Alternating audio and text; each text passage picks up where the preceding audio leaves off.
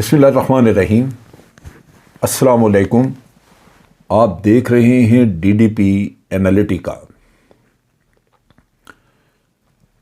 Summary भेज दी गई है, समरी नहीं भेजी गई, समरी मिली है, समरी नहीं मिली।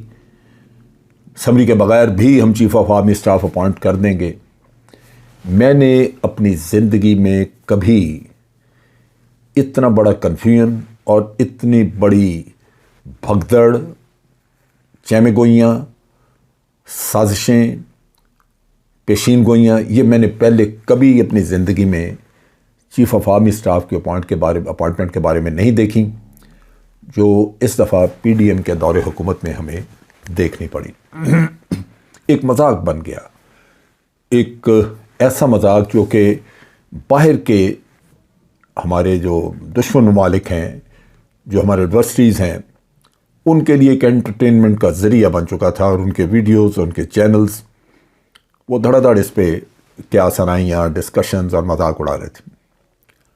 काश हमारे सियासतदानों ने और मीडिया ने ज़िम्मेदारी का सबूत दिया होता और इस चीज़ को इतना मौजू ज़ेर बहस बना के न रखा होता कि ये एक जगहसाई का ज़रिया बन गया।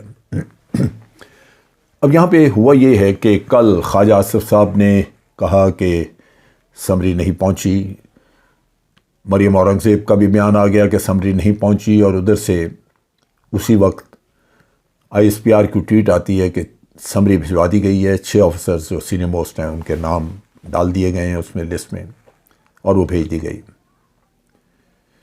यानी आप देख लीजिए कि कोऑर्डिनेशन का आलम भी ये है कि फ़ॉरेन ऑफिस में समरी आ चुकी है, फॉरेन मिनिस्टर को नहीं पता, वज़ीर इत्तलात बयान दे रही हैं, उनको नहीं पता। अभी आप बयान ना दें फिर बिलाखिर इंटरवीन करना पड़ा ISPR को और बताना पड़ा कि नहीं, समरी तो जा चुकी हुई है। इन चीज़ों का जब आप टैग नहीं रखते, जब आपको पता नहीं होता कि ऑफिस में क्या है और क्या गया, अगर आपको ISPR की तरफ से ये ट्वीट ना आई होती तो शायद आज सुबह तक यही बातें चल रही होती कि ये समरी नहीं आई। कोई कहता है कि हम अदालत में जा सकते हैं, कोई कुछ कहानी सुना रहा है, कोई कुछ। इन हालात में गलतफहमियाँ भी पैदा होती हैं और अफवाहें भी खूब सरगर्म होती हैं। सो इस तरह की सूरत हाल पैदा ही नहीं होनी चाहिए। मैं समझता हूँ कि ऐसे अहम इशू के ऊपर सियासी बयानबाजी अगर ना की जाती तो ज़्यादा बेहतर था। अब बात कर लेते हैं कि 6 नाम आए। पहली बात तो ये कि GHQ से समरी भेजने का मकसद ही यही होता है कि जो सीनियर मोस्ट लोग हैं एक तो उनके नाम, और उसमें ये नहीं है कि अगर 6 सीनियर हैं, 10 सीनियर हैं तो आप उनको सबको शामिल कर दें। उसमें GHQ की एक्चुअली इनपुट जो है वो यही होती है कि वो प्रोफेशनल साइड उसकी पूरी तरह कवर करते हैं, और फिर उनके पास ISI MI की तरफ से इंटेलिजेंस इंफॉर्मेशन भी मौजूद होती है। चुनांचे GHQ की अपनी रिकमेंडेशन के जी ये बनाएं, इन लोगों को प्रमोट किया जाए, वो बड़ी साउंड फुटिंग पे होती है, बड़ी मजबूत होती है। और चीफ ऑफ आर्मी स्टाफ जिसने कि सारी ज़िंदगी उस सर्विस में गुजारी होती है, उसको तजर्बा होता है कि वो क्या मसाइल छोड़ के जा रहा है और उसका बेस्ट कौन है जो कि हल करने के लिए जिसको अपॉइंट किया जा सकता है। लेकिन यहाँ पे मैं समझता हूँ कि कुछ क्या वजह हुई कि 6 के 6 लोगों के नाम भेज दिए गए, जबकि बड़ा वाज़ेह नज़र आता है कि इसमें कौन लोग ज़्यादा सूटेबल हैं, कौन लोग हैं जिनकी प्रोफेशनल साइड या उनकी प्रोफेशनल कॉम्पिटेंस जो है वो दूसरों से बहुत बेहतर है। ये GHQ को देखना चाहिए था। पता नहीं, अब मेरे ज़हन में तो बहुत सारे शकूक व शुबात इसलिए आते हैं कि ये अमूमन होता नहीं है ऐसे कि आप 6 नाम भेज दें। क्वाइट पॉसिबल कि ये पॉलिटिकल गवर्नमेंट की तरफ से रिक्वायरमेंट हो कि जी आप सब लोगों के नाम भेज दें, हम जाने और हमारा काम जाने। या ये भी हो सकता है कि जो 6 ऑफिसर्स हैं वो खुद ही लॉबिंग करते रहे, वो चीफ ऑफ आर्मी स्टाफ को फोर्स करते रहो कि जी आप हमारा नाम भेज दें, आगे हमें कोई सिलेक्ट करे ना करे वो बात की बात है, आप तो नाम भेजें। तो इन्होंने 6 नाम भेज दिए। या ये भी हो सकता है कि 6 नाम भेज दिए चीफ ऑफ आर्मी स्टाफ ने, लेकिन 6 में से जो सही हकदार हैं उनकी रिकमेंडेशन अलहदा बना के तो वो भेज दिया, और ताकि पॉलिटिकल गवर्नमेंट जो है उसको फैसला करने में आसानी रहे।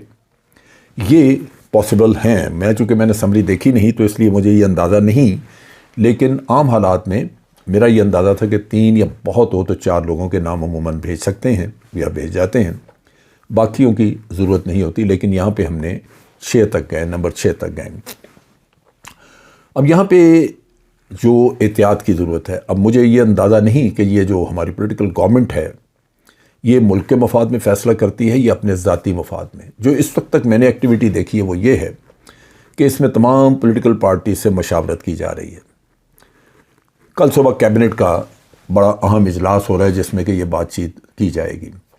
جو پولیٹیکل پارٹی سے مشاورت کی گئی ہے اس میں بھی ہمیں یہ اندازہ نہیں کہ پولیٹیکل پارٹیز نے کوئی اپنی پریفرنسز بتائی ہیں یا نہیں،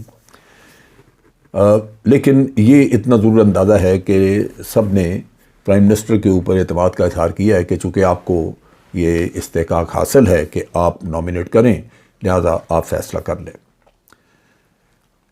جہاں تک تعلق ہے مشاورت کا، یا اب کل کو پرائم منسٹر اپنی کیبنٹ کی میٹنگ کر رہے ہیں، پھر اس کے بعد انہوں نے استنبول چلے جانا ہے، ٹرکی جانا ہے، تو لازماً ٹرکی جانے کا مطلب یہ ہے کہ فیصلہ کر کے جائیں گے. سمری بنے گی، پریزیڈنٹ کو بھیجی جائے گی، وہاں سے اپروول آئے گی، اور میرا اپنا خیال ہے کہ کل کسی وقت اناؤنس کر دیا جائے گا، اور ہو سکتا ہے میری یہ ویڈیو اپلوڈ ہونے تک یہ فیصلہ ہو جائے. لیکن یہاں پہ صورتحال جو اس وقت ہے، جب آپ مشاورت کر رہے ہیں اور جب آپ مختلف سطحوں پہ اس کو دیکھ رہے ہیں، کل کیبنٹ میں بھی دیکھا جائے گا، تو اس سے کچھ فیلنگ آڈ سی لگتی ہے، کچھ ایسے شکوک و شبہات آتے ہیں. جو کینڈیڈیٹس ہیں، میں نے جیسے پہلے بھی اپنے ویلاگ میں ذکر کیا کہ ان میں بعض کی پوزیشن انہی سیاستدانوں نے کنٹروورشل بنائی ان کا نام لے کے. جس طرح کہ فیض حمید کے بارے میں بار بار کہا گیا کہ جی وہ فیض حمید جواب دہ ہے، اس نے یہ کیا، اس نے وہ کیا. حالانکہ فیض حمید کی اپنی کنٹریبیوشن بڑی کافی ہے. افغان پیس پروسیس کے بارے میں دیکھ لیں یا اور بھی مختلف معاملات. فیض حمید خود تو نہیں کرتا رہا نا، جو کچھ اس کو جنرل فیض حمید کو چیف آف آرمی اسٹاف بتاتے تھے وہی کرتا رہا نا، کیونکہ ان کی سپرویئر ان کی گائیڈنس تھی. تو ہمیشہ D G I S I جو کچھ امپلیمنٹ کرتا ہے وہ کوئی انڈیپینڈنٹ سوچ نہیں ہوتی، اس کو پالیسی جو دی جاتی ہے یا حکم دیا جاتا ہے اس کے مطابق وہ چیزیں آرگنائز کرتا ہے. لیکن یہاں پہ کنٹروورشل بنائے گئے لوگ جس سے لازماً لگتا یوں ہے کہ ان کے حق مارے جائیں گے. یہاں پہ جو پریفرنسز ابھی نظر آ رہی تھیں، کل ان میں سے کوئی بنے یا نہ بنے ہم نہیں کہہ سکتے، لیکن مثلاً نمبر 1 کے بارے میں کہا گیا کہ وہ پی ایم ایل این کے بہت قریب ہیں، کیونکہ مریم نے ان کا نام لیا تھا کہ ان کو بننا چاہیے. اور اسی طرح ایک اور جنرل ہیں جو شاید اتنے، میں سمجھتا ہوں رن میں اتنے امپورٹنٹ نہیں ہیں، لیکن ان کی ذات شاید دونوں سائڈ کو ایکسیپٹیبل ہے. پیپلز پارٹی کو بھی سننے میں آ رہا ہے کہ پیپلز پارٹی اور پی ایم ایل این بھی ان کے لیے کچھ نہ کچھ سافٹ کارنر رکھتی ہے. لیکن اگر وہ کنسنسس کینڈیڈیٹ بن جاتے ہیں اس وجہ سے کہ دونوں بڑی جماعتوں کو اعتماد ہے، تو یہ ان کو بنانے کا پروسیس جو ہے وہ اس طرح ہوگا کہ درمیان میں جو حقدار ہیں ان کا حق مارا جائے گا. آپ حق مار کے کسی کی 40 سال 36 سال کی محنت پہ پانی پھیر کے آپ اپنی مرضی کا بنا تو سکتے ہیں، لیکن یہ ساری چیزیں جو ہیں ایک طرف تو ملک اور ادارے کے مفاد میں نہیں ہوتی، دوسری طرف یہی چیزیں جو ہیں یہ کہیں نہ کہیں آپ نے حق مارنے کے لیے انسان، یہ بڑا واضح ہمیں پتہ ہے حقوق العباد کے بارے میں جو حکم ہے اسلام کی طرف سے، اس کی جواب دہی اللہ کی طرف بھی ہے، وہاں جا کے بھی ہے، اور یہاں بھی لوگ کویشچن کریں گے. سو اس لیے یہ انتہائی ذمہ داری کا معاملہ ہے. جب اس کو اتنا پولیٹیسائز کر دیا گیا ہے، اتنی پولرائزیشن سوسائٹی میں کھڑی کر دی گئی ہے کہ ان چیزوں کے اوپر نہ صرف بحث ہے بلکہ اعتراضات ہیں، انگلیاں اٹھ رہی ہیں، تو میں سمجھتا ہوں کہ حکومت کو بہت محتاط ہو کے کام کرنا چاہیے. میں پہلے بھی اپنے ویلاگز میں کہہ چکا ہوں کہ نان کنٹروورشل ازرباس، نان کنٹروورشل کمپیٹنٹ آفیسر، سب سے بہتر چوائس ساحر شمشاد.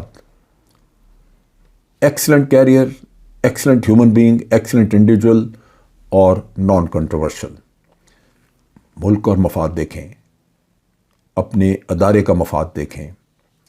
چیلنجز بہت ہیں ملک کے بھی، اور اسی طرح ادارے کے لیے چیلنجز بہت ہیں. کنٹروورشل آدمی وہ کام نہیں کر سکے گا جو عوام اور فوج کے درمیان جو دوریاں پیدا ہوئی ہیں ان کو برج نہیں کر سکے گا، ان کو کم نہیں کر سکے گا، کیونکہ وہ سب سے پہلے اس کو وقت لگے گا اپنی ذات کو اسٹیبلش کرنے کے بارے میں، اپنی ذات کو منوانے کے بارے میں۔ اور یہ لوگ ہیں جن کا میں ذکر کر رہا ہوں، خدا کرے کہ فیصلہ سازی جو ہے وہ میرٹ کی بنیاد پہ ہو، اور میرٹ کی بنیاد پہ اگر فیصلہ سازی ہوتی ہے تو وہ ہم سب کے فائدے میں ہوگی، ملک کے فائدے میں بھی اور ادارے کے فائدے میں بھی، اور پھر ہم اللہ تعالیٰ کے سامنے بھی سرخرو ہوں گے کہ ہم نے کسی کا حق مارنے کی کوشش نہیں کی۔ آج کے لیے اتنا ہی۔ افواج پاکستان زندہ باد، پاکستان پائندہ باد۔